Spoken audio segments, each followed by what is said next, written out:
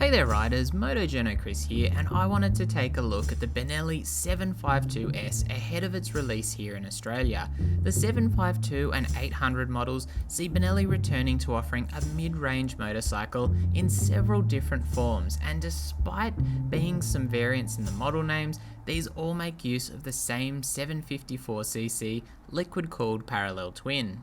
Like with the model names, there's a little variance in the claimed performance for the different models, with the 752S stated to produce 56 kilowatts at 8,500 RPM, while the Leoncino 800 bumps that up to an even 60 kilowatts.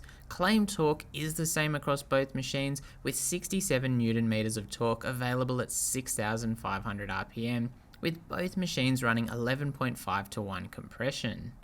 The bore and stroke is 88 by 62 mm respectively, with a double overhead camshaft and Delphi ECU unit.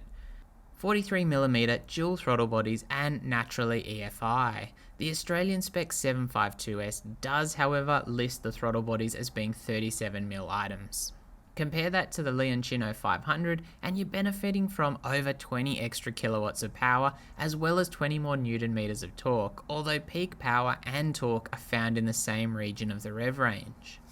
The Leoncino 500 has a fairly square bore and stroke, and it will be interesting to see if they manage to bake in the same level of character for the larger capacity version, as the 500 was a real standout when I tested it a few years ago, proving Benelli was competitive in the beginner bike segment.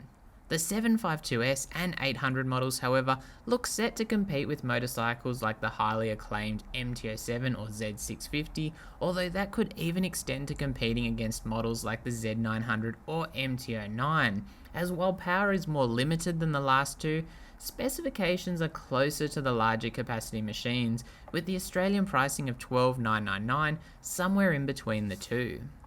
Keeping in mind, of course, the new Benellis are not restricted or learner machines. Marzocchi provide the beefy 50mm forks, and interestingly we're seeing rebound, compression and preload adjustment included, including 130mm of travel for a more premium suspension setup than the price would suggest.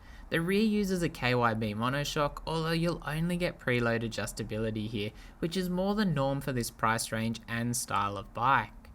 Mounted to the USD forks are Brembo 4-piston radial mounted monoblock calipers with dual 320mm front rotors. The rear also runs a high quality Brembo dual piston caliper on a 260mm rotor, and again it's nice to see them using Brembo at both ends, especially backed up by ABS. Wheels are aluminium alloy items, both 17-inch of course, but with a 3.5 front and 5.5 rear, with the front running a 120 by 70 tyre and the rear a 180 by 55. Styling is clean and sporty, with a compact LED headlight that has a bit of an MV Augusta feel to it if you ask me, while a full colour TFT display adds another dash of premium.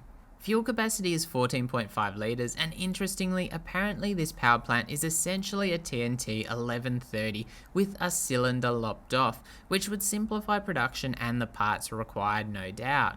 Points which stand out to my eye are the exhaust, which is well styled, probably due to the collector doing most of the work, as well as the compact and sporty tail and well contoured tank. Indicators appear to be LED, while the brake lever is adjustable on the regular master cylinder, and the Benelli 752S certainly has some attitude.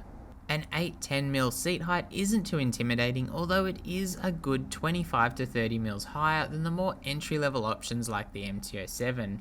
But the one figure which does stand out for the wrong reasons is the wet weight, or curb weight of 226 kilograms.